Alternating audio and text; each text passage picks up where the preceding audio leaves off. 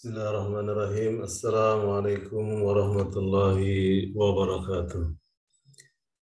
Alhamdulillahilladzi alafa baina qulubina fa asbahna bi ni'mati ikhwana asyhadu an la ilaha illallah wa asyhadu anna Muhammadar Rasulullah. Allahumma salli ala Muhammad wa ala ali Muhammad. Amma ba'du. Alhamdulillah, bersyukur kita kepada Allah Subhanahu wa taala bagi dengan izin Allah Subhanahu wa taala kita masih diberikan kesempatan menikmati hidangan Allah Subhanahu wa taala berupa salat subuh berjamaah di masjid, zikir tilawah pagi. Mudah-mudahan senantiasa kita mensyukuri nikmat Allah Subhanahu wa taala, senantiasa kita mengharapkan ridha Allah Subhanahu wa taala dengan rasa syukur tadi Allah Subhanahu wa taala akan tambahkan nikmatnya sekalian. Salam dan salam semoga tercurah kepada qudwah hasanah teladan terbaik kita, Nabi besar Muhammad sallallahu alaihi wasallam, serta keluarga, sahabat-sahabatnya dan orang-orang yang istiqamah di jalannya. Tering doa mudah-mudahan kita masuk ke dalamnya hingga akhir kehidupan kita. Amin ya rabbal alamin. Karena sungguhnya nilai istiqomah itulah yang akan mengantarkan kita kepada kebahagiaan yang abadi. Sebagaimana doa kita setiap hari, paling tidak 17 kali kita mengucapkan doa ini, ihdinas siratal mustaqim, tunjukkan kami jalan yang lurus, kokohkan kami di atas siratal mustaqim.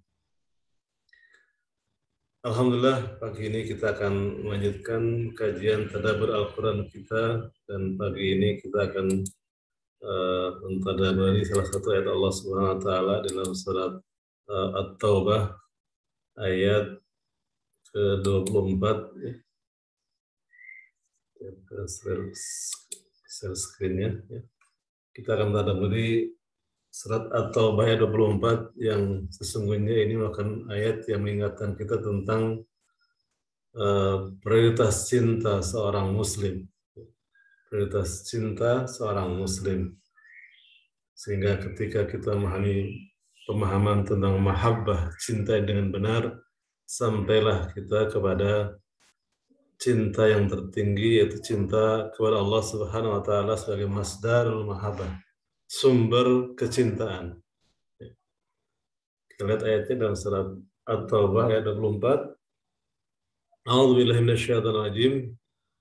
Surat Taubah ya, kita tidak membaca basmalah di surat At-Taubah. Ini salah satu-satunya surat yang dalam Al-Quran tidak dimulai dengan basmalah, sehingga kita disunahkan membacanya langsung dari ta'awudz, langsung pada ayat yang dimaksudkan. Sekali lagi, ulang. A'udzubillahi minasyaitonir rajim.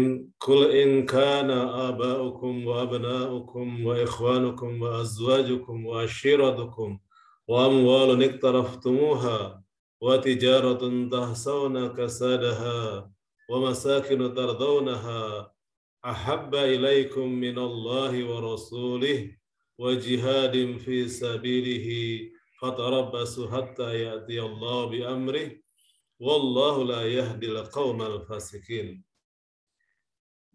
Allah ingatkan ayat ini. Katakanlah, jika bapak-bapak, anak-anak, saudara-saudara, istri-istri, kaum keluargamu, harta kalian yang kamu usahakan, perniagaan yang kamu khawatir kerugiannya, dan tempat tinggal yang kamu sukai adalah lebih kamu cintai dari Allah dan Rasul-Nya dan dari berjihad di jalannya, maka tunggulah sampai Allah mendatangkan keputusannya. Dan Allah tidak memberi petunjuk kepada orang-orang yang fasik. Muhammad Allah dengan segala firman-Nya. Jadi ayat ini mengingatkan kepada kita setelah di list ya, sekian banyak kecintaan kepada dunia. Katakanlah, jika bapak-bapak, anak-anak, artinya keluarga ya, kemudian saudara-saudara, yang keempat istri-istri, kaum keluargamu, harta kekayaan yang kamu usahakan, ya, kita usahakan kekayaan, perdagangan kita, niaga kita, bisnis kita, perniagaan yang kamu khawatir kerugiannya, juga perniagaan yang khawatir kerugian. Setelah keluarga disebutkan semuanya, Allah ingatkan tentang harta dan juga perniagaan yang kamu khatiri kerugiannya. Setiap kita pedagang pasti khawatir ada kerugian dari diri kita. Dan juga tempat tinggal yang kamu sukai, rumah-rumahmu, villa-villamu, dan segala macamnya. Ya. Kemudian Allah menegaskan, jika semuanya itu adalah lebih kamu cintai dari Allah dan Rasul-Nya, dan dari berjihad di jalannya, maka tunggulah sampai Allah mendatangkan keputusannya, sampai Allah mendatangkan keputusannya. Artinya Allah mengancam dengan sebuah ancaman yang disembunyikan ancamannya sampai Allah mendatangkan keputusannya kepadamu.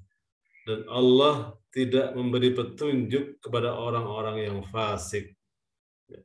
Di ayat ini sesungguhnya adalah kalau seorang mukmin memahami dengan pemahaman yang utuh dengan hati, ya, maka dia akan menempatkan kecintaan kepada dunia, ya, baik itu keluarga yang sebutan tadi, ya, ada bapak, anak, saudara-saudara, istri-istri, dan keluarga yang lainnya, maupun harta yang kita usahakan, perniagaan yang kita khawatir ada kerugian di dalamnya, dan juga tempat tinggal, rumah yang kamu sukai, tempat tinggal yang kamu sukai, yang kita rawat dengan sungguh-sungguh, kita renovasi, maka semuanya itu Allah kemudian menyebutkan, ya, adalah yang kamu cintai dari Allah dan Rasul-Nya dan dari berjihad di jalannya.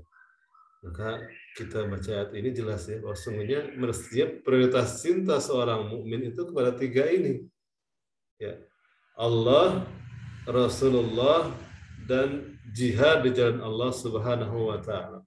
Ya, Allah, Rasulnya, dan perjuangan jalan Allah Subhanahu wa Ta'ala, itulah prioritas cinta seorang mukmin.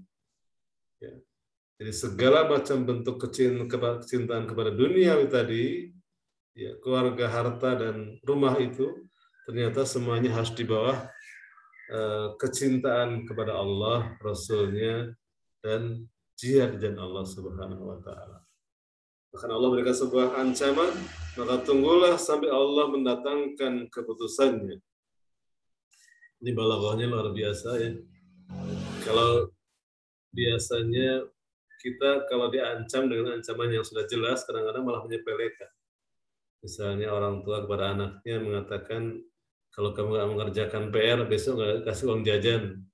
Mungkin anak mikir, cuman ancamannya, hukumannya cuma nggak dikasih uang jajan, sehingga akhirnya tetap juga tidak dilaksanakan.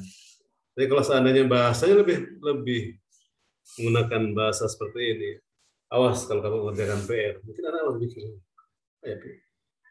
artinya ancaman yang disembunyikan seperti inilah merupakan menunjukkan betapa sungguhnya Allah Subhanahu wa Ta'ala berikan sebuah penegasan bahwa mestinya prioritas cinta seorang mukmin itu kepada tiga hal tadi: Allah, Rasulnya, dan perjuangan jalan Allah Subhanahu wa Ta'ala. Ya.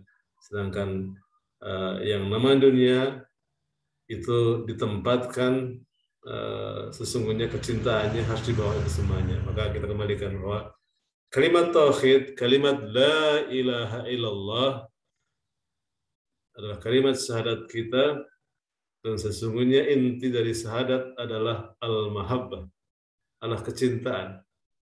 Ya, kecintaan. Artinya cinta ini ada dua yang mesti bagi seorang mukmin kita harus menempatkan ini, ada mahabbatullah, ada mahabbatu fillah. Mahabbatullah adalah cinta kepada Allah Subhanahu wa Ta'ala, jelas, ya. Ini adalah masdarul mahabbah, sumber kecintaan. Ya.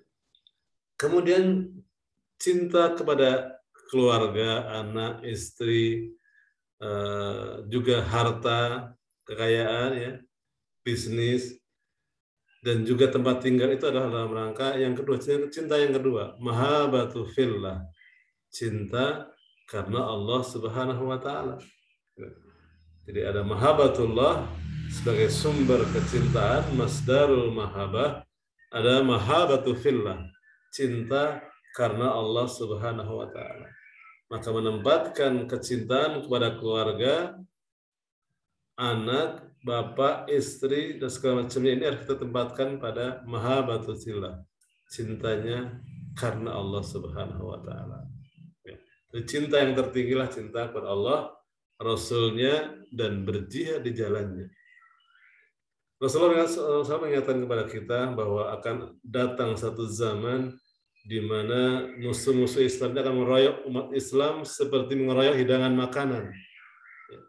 Maka sahabat-sahabat bertanya, ya Rasulullah, apakah waktu itu umat Islam dalam keadaan sedikit, umatmu dalam keadaan sedikit? Rasulullah menegaskan, tidak. Umatku dalam keadaan yang banyak, tapi banyaknya mereka seperti buih di lautan. Karena dalam diri mereka bersarang penyakit al-wahan. Ya, mirip-mirip dengan kata Wuhan. Ya. Al-wahan. Ya. Itu gejalanya adalah hubbud dunya wa karyatul maut. Cinta dunia dan takut mati. Ya. Cinta dunia dan takut mati. Sepertinya bisyarah atau kabar Rasulullah SAW ini sekarang mulai terbukti. Banyak orang yang menghalalkan segala cara mengenalkan dunia, ya. Artinya menempatkan hubbud dunia, cinta dunia itu di atas cinta kepada Allah Subhanahu wa taala. Sedangkan orang-orang dahulu, sahabat-sahabat adalah mereka adalah orang-orang yang mencintai Allah Subhanahu wa taala di atas segala bentuk kecintaan. Maka Abu Bakar As-Siddiq mengatakan, kami menjadikan dunia di tangan kami, bukan di hati kami. Ya, dunia di tangan kami, bukan di hati kami. Artinya ketika Allah Subhanahu wa taala membutuhkan, maka mereka tidak segan-segan mengeluarkan hartanya jalan Allah Subhanahu wa taala. Pada saat menjelang perang Tabuk, ya, yang sesungguhnya perang itu adalah merupakan seleksi orang-orang munafik, ya, dari tubuh orang-orang yang beriman. Maka Rasul mengumpulkan harta, mengumpulkan maliyah untuk biaya perjalanan ke Tabuk. Ya. Maka datanglah Abu Bakar As-Siddiq dengan menyerahkan setengah dari hartanya. Dia berpikir, kali ini saya bisa mengalahkan Abu Bakar As-Siddiq. Karena biasanya saya nggak pernah bisa mengalahkan Abu Bakar. Ternyata di sana sudah ada Abu Bakar. Ya. Kemudian dia bertanya kepada Abu Bakar, ya Abu Bakar, berapa yang kamu serahkan kepada Rasulullah untuk perjuangan, untuk perang Tabuk ini? Apa jawaban Abu Bakar? Saya serahkan seluruh harta saya. Ya, akhirnya Umar kalah lagi sama Abu Bakar. Abu Bakar menyerahkan seluruh harta, Rasulullah bertanya, lalu buat kamu dan keluargamu apa ya Abu Bakar? Kata Abu Bakar, bagi saya dan keluarga saya cukup Allah dan Rasulnya. Ya. Ini adalah orang-orang yang telah menjadikan kecintaan kepada Allah di atas segala kecintaan, sehingga menempatkan harta itu di tangan, bukan di hati. Jadi seperti dengan hubbud dunia, cinta dunia itu bukan pada banyaknya, tapi pada keterkaitan hati. Seorang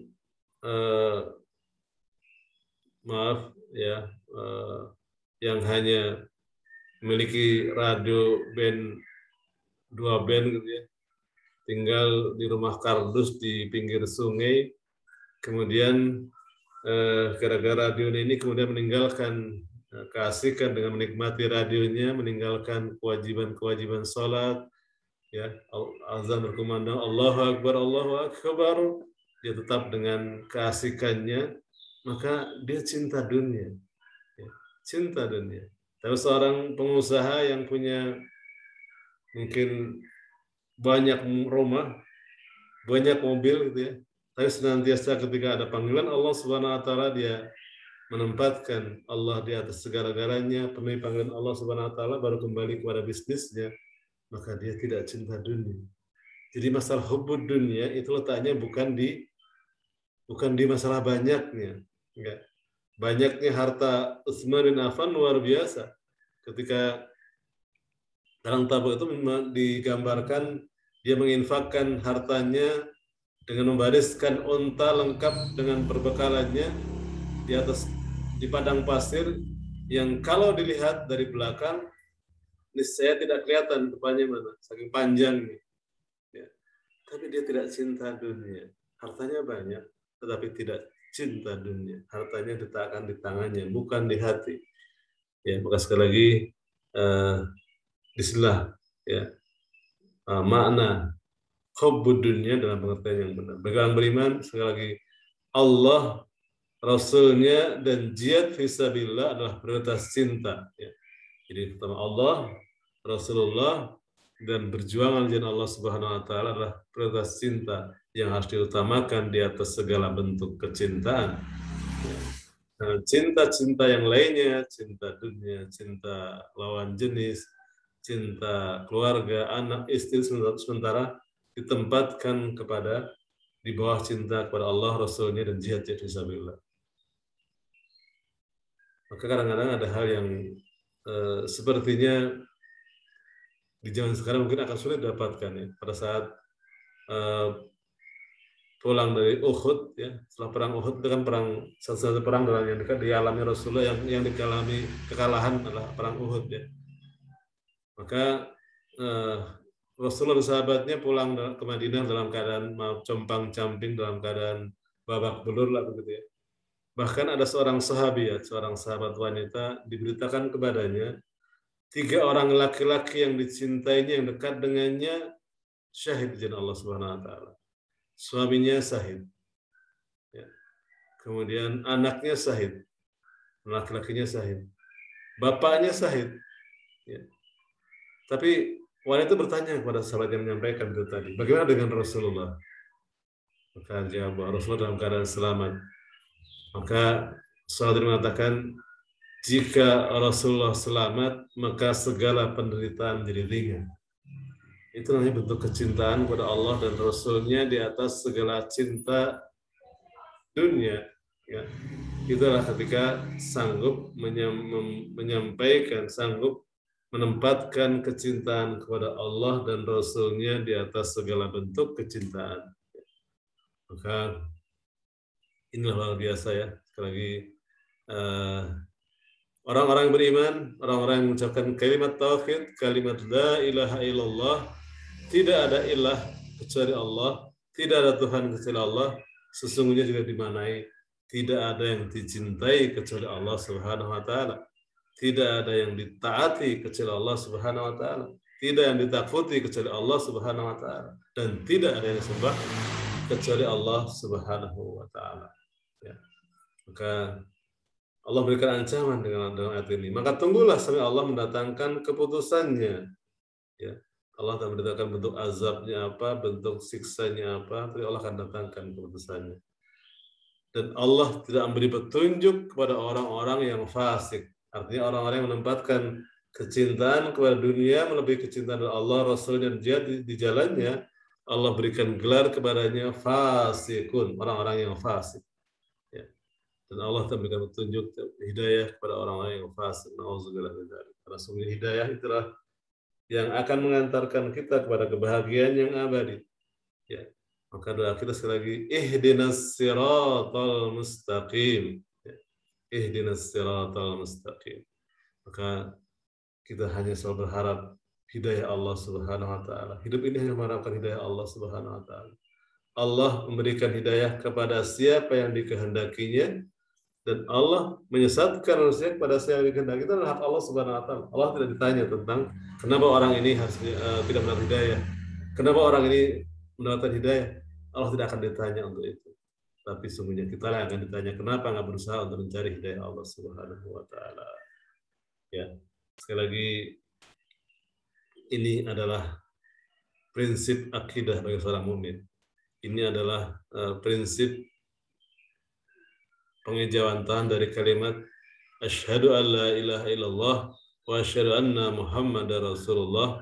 Maka orang-orang yang telah meyakini, telah mengucapkan kalimat syahadat dengan benar, maka dia akan menempatkan prioritas cintanya pada Allah, Rasulnya, dan jihad fisabilillah, di jalan Allah Subhanahu Wa Taala. Ya, dan cinta-cinta dunia itu semuanya ditempatkan dalam rangka mahabbatu fillah, cinta karena Allah Subhanahu Wa Taala. Mudah-mudahan yang sedikitnya ada manfaatnya buat kita, kita koreksi diri kita sehingga bagaimana kita merubah diri kita ini agar mampu jadi kualitas pribadi sahabat-sahabat yang bagaimana ditindih Bilal bin Rabah, disiksa dengan batu besar, panas terik yang luar biasa untuk mengucapkan kalimat Lata, Manata, Uzza, tapi dengan tegas Bilal mengatakan Ahad, Ahad, Allahu Ahad, artinya Allah yang Esa. Artinya keyakinan seperti itulah yang harus muncul dalam diri kita. Maka fajarlah sampai Rasul mengatakan saya sudah mendengar terompah Bilal di surga, seorang budak belian, tapi karena keimanannya dimuliakan Allah Subhanahu Wa Taala sehingga masih hidup pun Rasulullah mendengar Bilal terompah Bilal di surga, Insyaallah. Ya, ini luar biasa karena bersegeranya Bilal bin Rabah dalam mentaati Allah dan Rasul-Nya. Sehingga ketika kita ingin mendapatkan kedudukan yang tinggi seperti Bilal bin Rabah, tempatkan Allah dan Rasul-Nya di atas segala bentuk kecintaan. Mudah-mudahan Allah Subhanahu Wa Taala senantiasa lembutkan hati kita untuk menjadi orang-orang yang senantiasa mencintai Allah dan Rasul-Nya di atas segala bentuk kecintaan. Ciri beriman adalah orang-orang yang ketika disebut nama Allah, innamal mu'minuna alladzina idza dzukirallahu wajilat qulubuhum. Surat Al-Anfal ayat yang kedua. Sesungguhnya orang yang beriman hanyalah orang yang ketika disebut nama Allah maka bergetar hatinya. Tidak akan mungkin ada getaran dalam hati ketika tidak ada rasa cinta kepada Allah Subhanahu Wa Taala. Walladzina amanu asyaddu hubban lillah, dalam ayat yang lain surat Al-Baqarah 165, dan orang-orang yang beriman amat sangat cintanya kepada Allah. Bagi orang beriman ciri khasnya adalah amat sangat cintanya kepada Allah Subhanahu Wa Taala. Mudah-mudahan yang sedikit manfaatnya kita akhirnya ucapkan hamdalah dan doa majlis. Alhamdulillahirabbil alamin. Subhanakallahumma bihamdika asyhadu an la ilaha illa anta astaghfiruka wa atubu ilaik. Assalamualaikum warahmatullahi wabarakatuh.